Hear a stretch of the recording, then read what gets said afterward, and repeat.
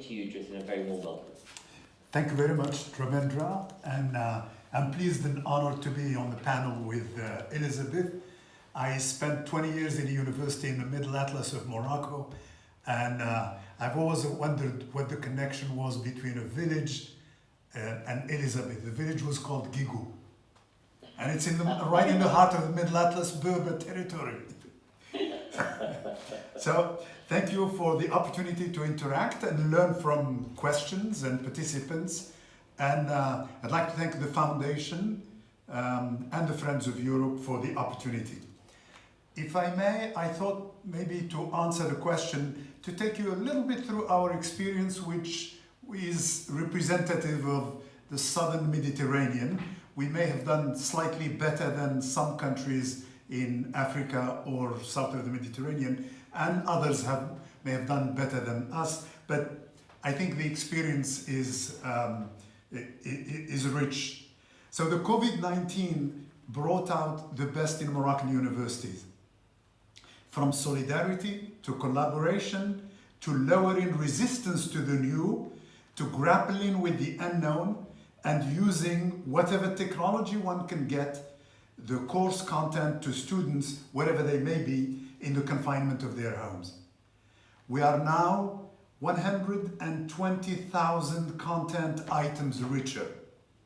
Some faculty have gotten better at using Moodle, Google Classroom, or Microsoft Teams to interact with their students, but the overwhelming majority have improved their radio and television presenting and broadcasting abilities. Most syllabi have been covered, and faculty are using whatever technology they feel comfortable with to review their course curricula. Time then came for preparation for final exams.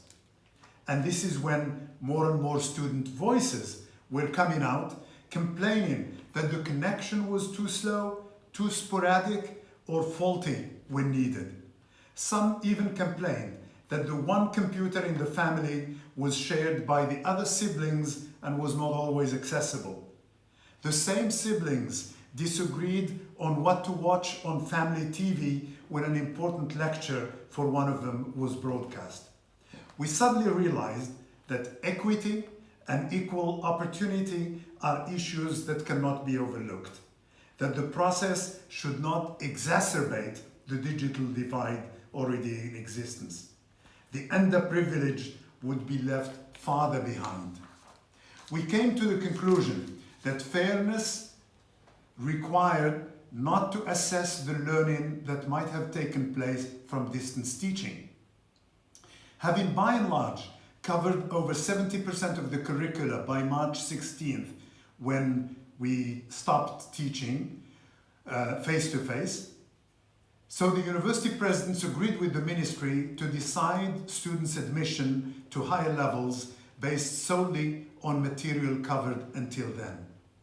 In our quest for how to keep the motivation of the faculty who had invested so much effort and time in content development, we agreed to use the accumulated material for review at the beginning of the academic year and for support in subsequent semesters.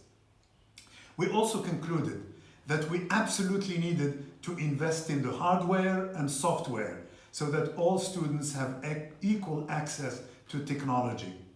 All of this would not yield the desired outcomes if we did not invest in capacity building for the teaching staff. The 12 public universities undertook an evaluation of their experience with distance education, collecting input from both faculty and students. And in a report from the Rabat University, the oldest modern university of the country, 4 observations stood out. Number one, of the students surveyed, 29% were not satisfied with the experience. 2, while 72% of the faculty confirmed they had never used distance education before, 8 out of 10 are convinced of the usefulness of blended learning and teaching. 3, 87% intend to use distance delivery in the future. 4, and perhaps most importantly, 75% would like training and support with further efforts in distance education. So, crisis and challenge, but also an opportunity. So the main goal today, in addition to equal access opportunity, is to get the faculty to a level where they master the technology well enough to move from lecturing on radio and television to teaching online. Interaction with students and monitoring their learning would contribute to important pedagogical changes, moving substantially from faculty-centered to student-centered approaches. Ultimately, this would contribute to sowing more seeds of critical thinking development and lifelong learning practices for both teachers and learners. The impact on international and intercultural education is even more challenging. Due to travel restrictions, as Elizabeth said, alleviated according to COVID-19 pandemic situation on students' mobility and international exchange programs that allowed students to discover, among others, the culture and language of their host country.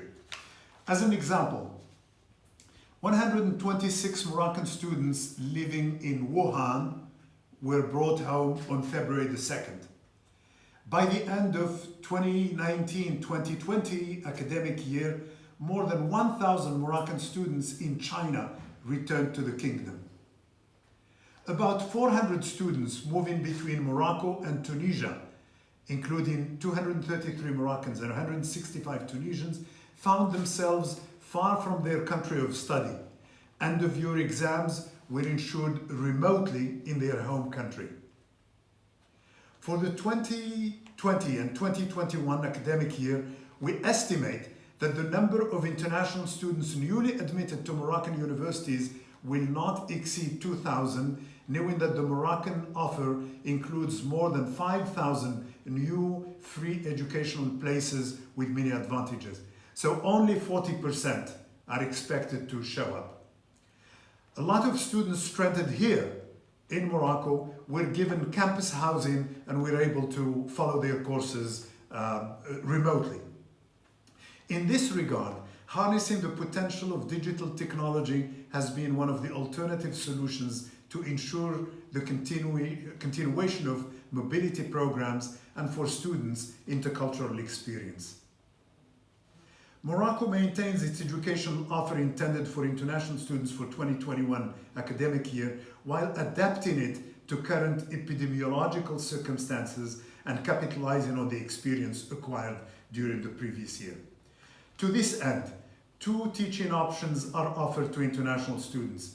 A face-to-face education for those admitted to engineering, medical, and business school and business institutions where the numbers are small and we can ensure health safety. A distance education for students in open access institutions that already have the necessary digital platforms provided with educational content and have multiple possibilities for interaction between the institutes and the students wherever they are. So a blended alternative for large class sizes, distance, and for small class sizes, face-to-face. There are, however, challenges to overcome. Some students without reliable internet, as Elizabeth said, without access and or technology, struggle to participate in digital learning. This gap is seen across countries and between income brackets within countries. For example, while 95% of students in Switzerland, Norway, and Austria have a computer to use for their schoolwork, only 34% in Indonesia and about 45-50% in Morocco. These new learning methods have made face-to-face contact and interaction between students harder than it was, which makes social and cultural exchanges impossible in these hard times. But as we all know, by now, these new technologies that we have turned to have become more effective in terms of learning and gaining knowledge. In fact, it has made students communicate differently. Virtual friendships, acquaintances, distance does not matter as much since students can communicate with each other and reach distant places. It has also developed new skills that are useful for life, such as the autonomy of learning, self-teaching, discovery learning, socialization through group chats and virtual friends. To what extent can the latter replace the face-to-face experience, the living together, the behavior observation and modification, and the cultural immersion remains to be seen. Many efforts are needed in that direction.